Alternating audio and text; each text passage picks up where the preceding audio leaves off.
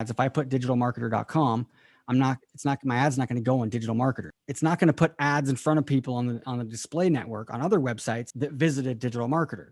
Some of them might have. I'm sure some of them absolutely visit Digital Marketer, but what they're saying is back here, what I kind of showed you here was this.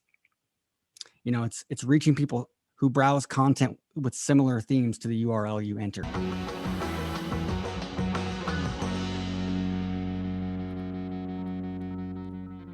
Think about Facebook as a physical magazine with ads inside. What happened when those advertorials came about? You'd have a 2-page article that was like a Facebook newsfeed ad. It's in the content. Go back 10 years basically from now. YouTube is a little bit more like you're watching TV, you're watching a show, and you see a commercial during the show. So traditional magazines, and then YouTube would be like television. The other thing is real life. YouTube is more like meeting somebody at school or work. You have a little bit more time with them to make that relationship. Facebook is a busy cocktail party, a busy networking event. So Facebook in general is noisy in terms of busyness. There's all these things happening with Instagram and Facebook, and you got millions of notifications. You've got the news feed, you got messages popping up, you've got all kinds of things happening. People are grazing, okay? They're browsing for something to grab their attention. They're bored. They're looking to maybe escape and just kill time for a little bit. And they're doing that on YouTube as well. But it's, as you guys know, you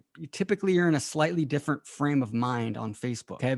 In general, people are more open-minded, but also impulsive. On YouTube, you're typically going to YouTube to search for something to watch. Now, these days, YouTube's becoming more and more grazing like Facebook, where people just pull up YouTube and they see what shows up on my homepage because it's turned into TV and replacing TV as that place to go consume. But it's still, in general, people are more focused. Facebook offers. It's easier to get impulse opt-ins. Okay. Easier to get impulse purchases. So that's why something like a checklist or a cheat sheet is a great opt-in for YouTube. But when I add a little subheadline there that says download free PDF and watch video, now I've got something that works great for Facebook and for YouTube. See what I did there? Those things are important. And this is why purchase optimization works better on Facebook in general. We love free plus shipping offers, $7 offers, $27 offers, $47 offers, where we can really optimize on purchase, but it's a low enough price point to be able to get enough volume and impulse buys.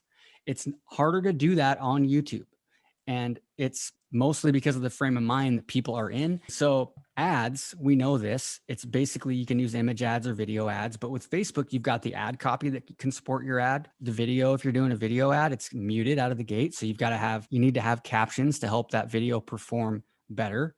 You can upload captions to Facebook. We typically use Rev. Facebook typically optimizes quickly, 1 to 3 days. You're seeing like how this thing is going to perform pretty quickly. Now, sometimes it can take more than that for sure, but on YouTube, it takes longer, which I'll get to.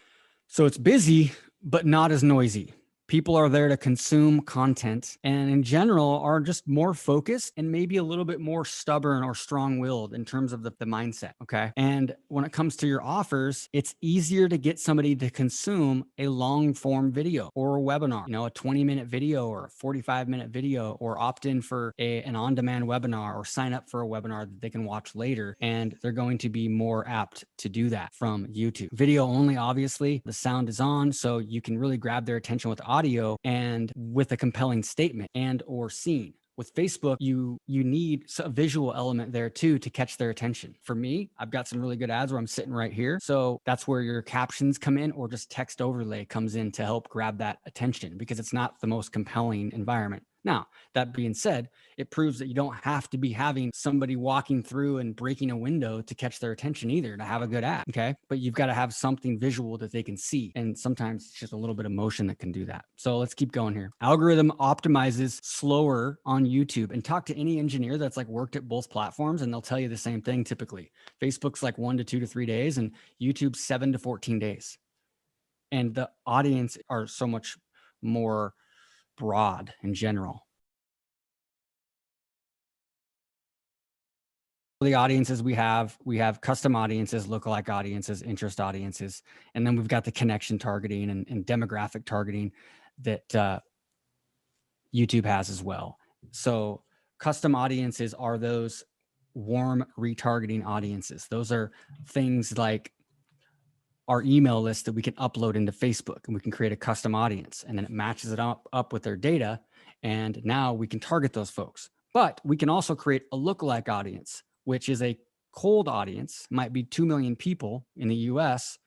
And I say, I want to target the top 1% of all Facebook users that are the most similar characteristics as that custom audience that I just uploaded. So it could be my customers. Custom audience could be behaviors like somebody watching your video or fans of your page or followers of your Instagram profile. Basically anything on Facebook now, you can create custom audience off app downloaders, messengers, all these types of things. And then anything you can create a custom audience for, a warm audience, either based on your own data that you upload or the activity like website visitors, video watchers, engagers. You can also create a cold audience out of that 1% all the way up to 10%. And so the higher the percentage, the broader it is. All it means is if it's a 1% lookalike, it's basically 1% of the entire user base of Facebook and Instagram within that country. So that's Facebook. Once you guys know that, interest audiences are based on people's interests, Facebook pages they like, Instagram pages or profiles they engage with, but it also has to do with, websites that they visited and where other websites that have the Facebook pixel code on it, then they can track that data. Now, obviously, we know that this stuff is all tightening up with all the privacy stuff happening. So we're losing certain things on both platforms. And so when it comes to interest audiences, just let it be known that it's a lot more than just what they've said on Facebook. It's also their behavior typically. Okay. So let's keep going. YouTube remarketing is what they call it now. It used to be just audiences. Now it's called remarketing. And there's a lot of changes happening inside the naming conventions in YouTube. So it might look different for you right now than it looks for me. So remarketing is basically their warm audiences. Keyword targeting on YouTube is searches, it's websites they visited, it's interests, it's behaviors. Keyword targeting, when you're talking about display ads and YouTube ads, it's different than search. It's basically based on a variety of topics that shows that they might be interested in those keywords. So keyword targeting is really more like topic targeting inside Facebook. It's very broad, and it does not mean that they were searching that keyword phrase recently. Okay. Now, you don't even have to deal with the match types with YouTube with video campaigns either. So there's no exact match, broad match, and that kind of stuff. Phrase match. You just put the keywords in and let it do its magic, because it's not based solely on search, like with Google pay-per-click search campaigns. Those are much lower volume. When you're doing search campaigns, they're only putting your message in front of people if you're depending on the targeting, but based on they were actually searching those keywords. And that's where the different match types come in. In general, we want to use 2-word keywords or maybe 3, 4, 5 tail keywords, a little bit longer tail, like Facebook ads is like our best audience. Okay. It's broad enough, but still narrow enough. However, though, when you're using those 2-word keyword types, you have to have good creatives, because if you don't, it's just not going to be able to do its thing and start to narrow down. So 2-word to 3, 4, 5-word keywords, but don't be afraid to test longer tails as well. And they'll give you some suggestions. Now, this here is important because custom affinity and custom intent audiences on YouTube are being phased out, and they're actually just called custom audiences. Okay. So on the left side of the column here, it says on Facebook, custom audiences, those are just retargeting audiences. On YouTube, custom audiences, and I'll show you guys here in just a second inside Facebook and YouTube, the difference. And custom audiences is now where you're going to do all of your audience stuff inside YouTube. That's just the way it is. And you'll see that basically they still use the words based on the different categories that are affinity and intent based audiences. Okay. And then of course there's demographic targeting. You're always going to kind of set your demographics with whatever you're doing. Maybe you're 28 to 55 or something like that. And you're going to overlay your demographic targeting, just like we recommend on Facebook. And then they also have something now called combined audiences, where you can combine these different behaviors and different targeting categories together in one audience. On Facebook, basically you go and you create your audience inside the campaign while you're building a campaign at the ad set level. In YouTube, you can find your audiences and build your audiences while you're building your campaign, but you can also create audiences using the keyword planner.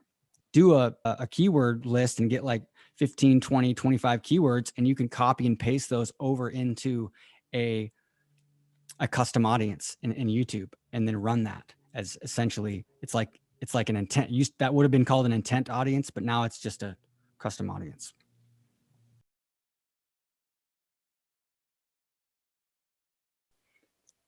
Facebook mistakes. This is just, in general, people get too narrow with their audiences. They target too small. They try to do too many overlays. They try to overlay lookalike audiences with interest audiences, and just get too fancy too fast.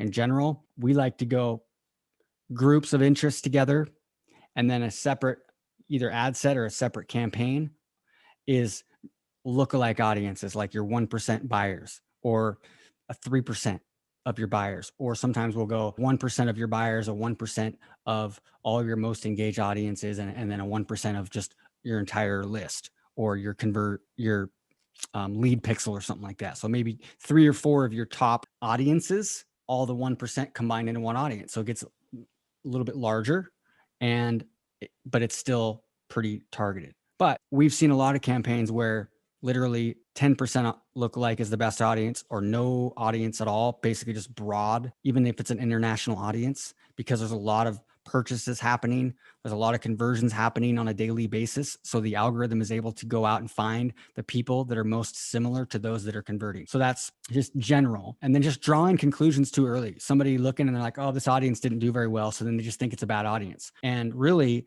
they find that same audience in another campaign or another ad set or a creative that starts out a little bit better. And so this is a big one here, where drawing conclusions too early. The other thing is not realizing that when Facebook first starts targeting, you're getting the best of the best, typically, especially if you've already done campaigns, you've got some history on your pixel. You're getting the easiest people to convert first. So as you spend more money longer term, it's going to get more challenging. This is why all the magic is in your creative and your offer and your pricing. It's not that it just burns out and you have the massive ad fatigue. It's that you are now going after a little bit more difficult audience.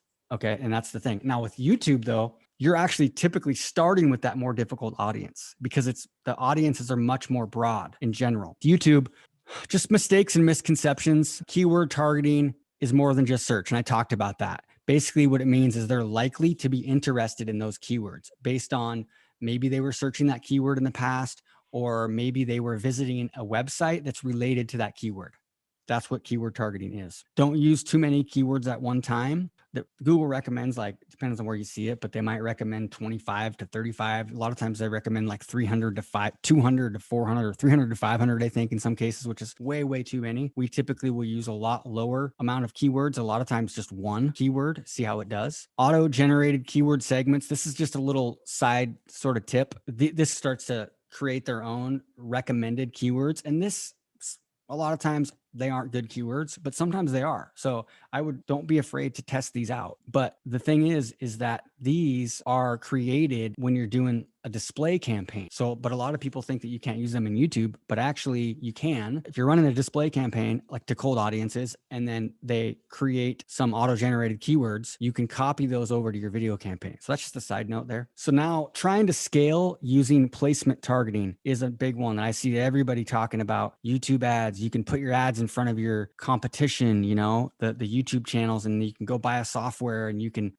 build a big list of all the YouTube channels and YouTube videos that are most related to your topic. And so people get excited about that because they get a list of like 200 or 300 or 4 or 5 or 600 YouTube videos or channels. And you're thinking that that's a lot, but that's actually nothing, because think about every video that somebody launches on a YouTube channel. Most of the views are consumed within the first like 2 weeks of that video. And then, you'll see videos organically that will pop like a year later and stuff like that. And that will happen. But in general, it's not like somebody launches a video and the same amount of people are watching it every single day. That's not how it works. So when you use placement targeting, which on YouTube, placement targeting, all that means is YouTube videos or YouTube channels. It's not what Facebook placement is like. Okay, I want to put my ad in the news feed. I want to put it on mobile. I want to put it on the right column, Instagram. Those are placement. So it's super confusing. But on YouTube, all placement means is YouTube URLs, YouTube videos and channels like I have right here. Basically, what I'm trying to say is that if you want to spend $10, $15 a day on YouTube and have success, then placement targeting is probably a great place to go. But if you want to go out and grow your business with YouTube ads, it's almost a waste of time, basically, because you're not going to be able to spend more than like 30, 40 bucks a day. It's so much better just to focus on the custom audiences now, like the keywords and intent stuff. So website URL audiences, those, a lot of people think that, and I'll show you on YouTube here in a second or on Google, website URL audiences, that these are cold, like retargeting audiences, because you can put like digitalmarketer.com in there, like, oh, cool. So I'm targeting people that visit Digital Marketer. Awesome. No, that's not actually what it is. This is what it is. It's basically, they're saying we're going to use this information to reach people who browse content with similar behaviors, interests, themes to the URLs you enter. I'll go into an account here. It's a demo account basically. And just first hit on the custom audiences I talked about. So here you have remarketing. Okay. So remarketing, I might create an audience for website visitors, for app users, YouTube users, customer list, okay, or a custom combination. So website visitors. On Facebook, this is going to be a custom audience. Okay. So audience name, visitors. See, this is very similar to Facebook. On Facebook, if I'm going to create an audience here, custom audience, these are all essentially connect with people who have already shown interest in your business or product. Customer list, offline activity, app activity, website activity. Okay, so this is where I'm going to upload an Excel spreadsheet. Okay, and Facebook sources video. We can look at people who have watched all kinds of segments of videos. Instagram account. Okay, lots of different options there with video. 3 seconds, 10 seconds, 25, all the way up to 95. So if we go back to here, if I'm going to create an audience in Google, it's very similar, just looks a little bit different. Okay. Page URL, and I can do 30 days. I can do a lot longer, up to 540 days, or I can do 30 days. I can do 7 days for, like a 3-day, 14-day follow-up sequence for retargeting, and then just overall. Okay. Now, in order to upload a customer list and then let's say create like a lookalike audience like Facebook, you have to have $50,000 in spend on Google. So that's a bummer. Keith, sorry to interrupt, but they are taking that away. They're going to start opening up the ability for everybody to upload customer lists. Okay. I'm not sure if it's active now or if it's coming later this year, but they announced that at the marketing live stream a few weeks back. Cool. Sweet. Okay. That's good. That's a big one, guys. So now let's go back to here. And so that's remarketing. So custom audiences, this is where really the magic is now. So if I hit plus here, see this right here, audience name. Let's just put,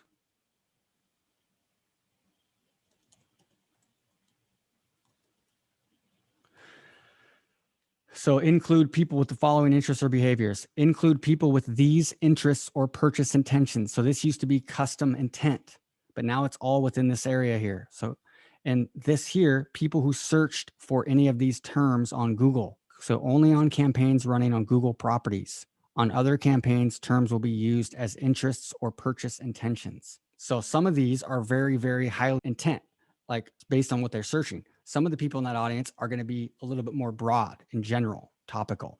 Okay. So if you read this, enter search terms your ideal customer is using on Google. Your ads will reach people who search for those and similar terms only on campaigns running Google properties. Like I just said, on other campaigns, the terms will be used as interests or purchase intentions. So now, but down here, expand audience by including people who browse different types of websites. First of all, we'll read this. So enter the website URL that your ideal customer might visit. Your ads will reach people who browse websites similar to the URLs you enter. Note, this doesn't mean your ads will show on those URLs. So you can't have banner ads. If I put digitalmarketer.com, my ad's not going to go on Digital Marketer. And it's not going to put ads in front of people on the display network on other websites that visited Digital Marketer.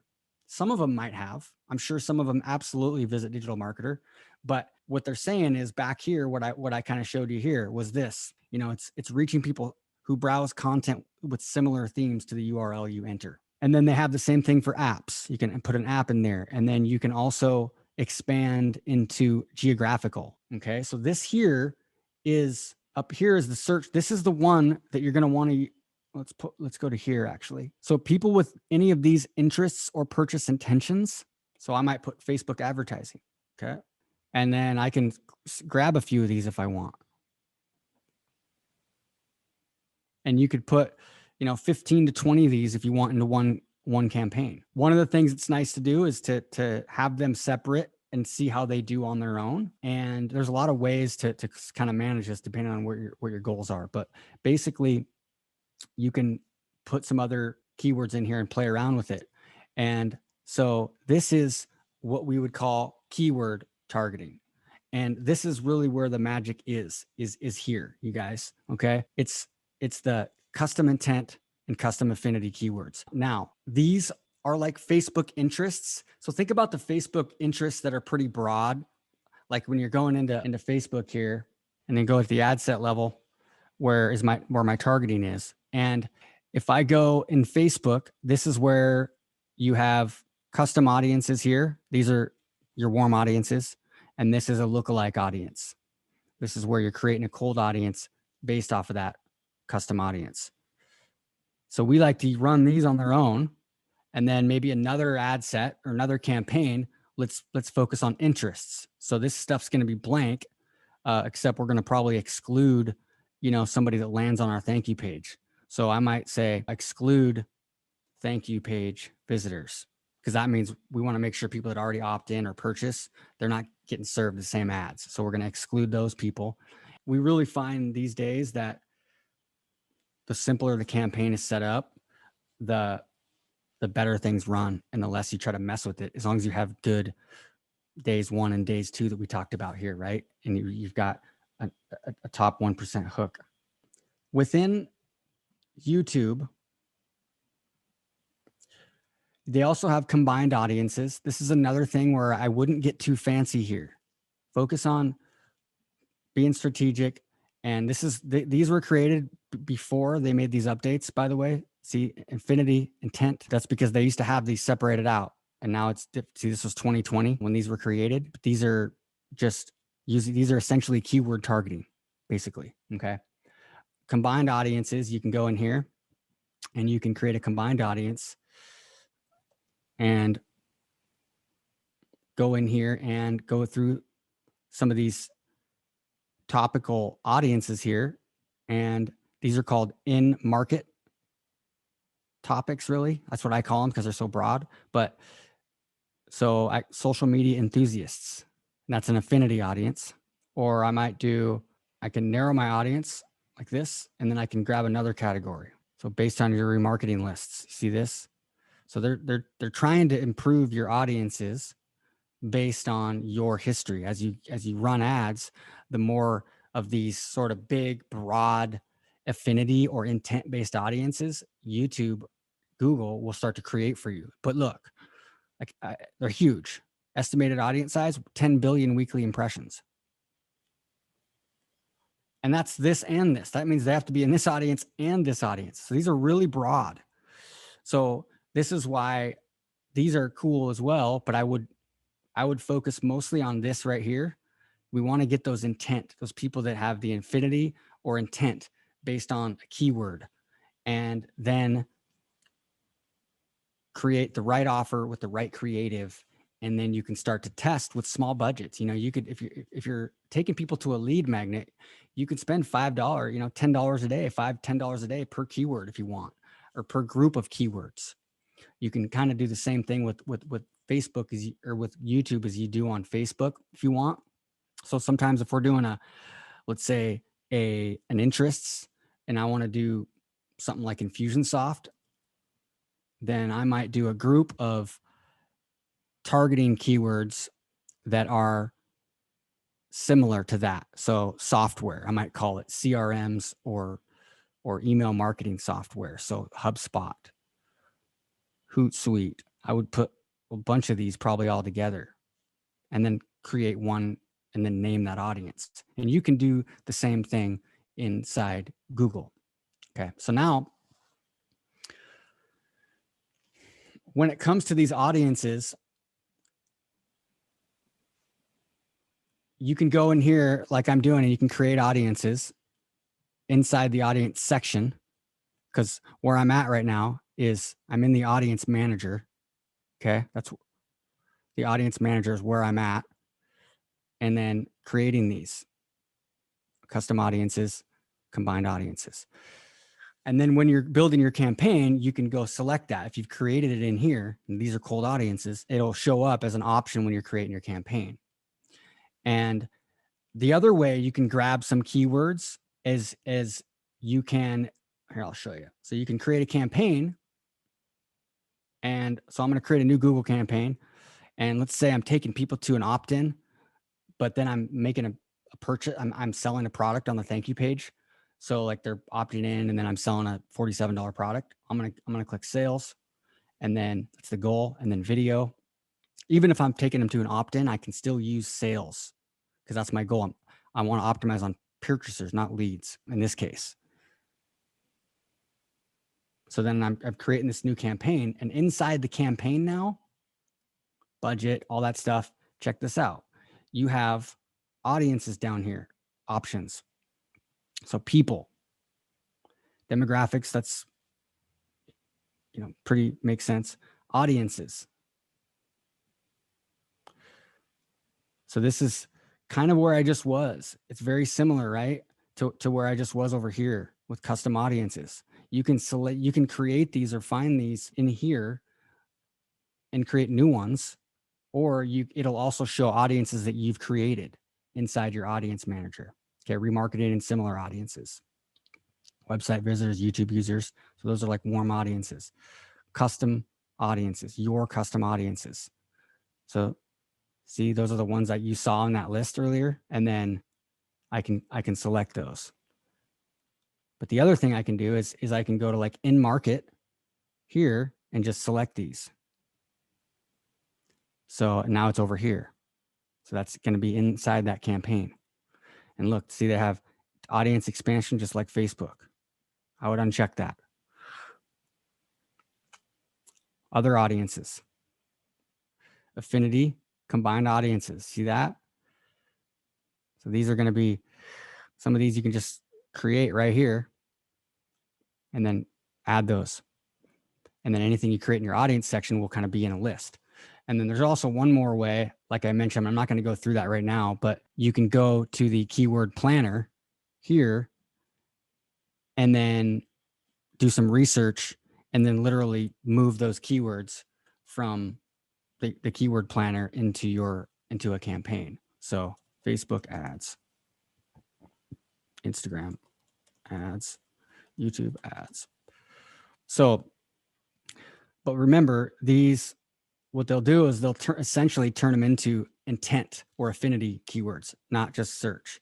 They're not only going to target people who are searching. They're not only going to target like the 18,000 a month people. They're going to target people who might show interest on Instagram ads that show up on a blog, reading about Instagram ads, or maybe they're searching about Instagram ads. So in your YouTube ad campaign, the keywords, like I said, are more broad.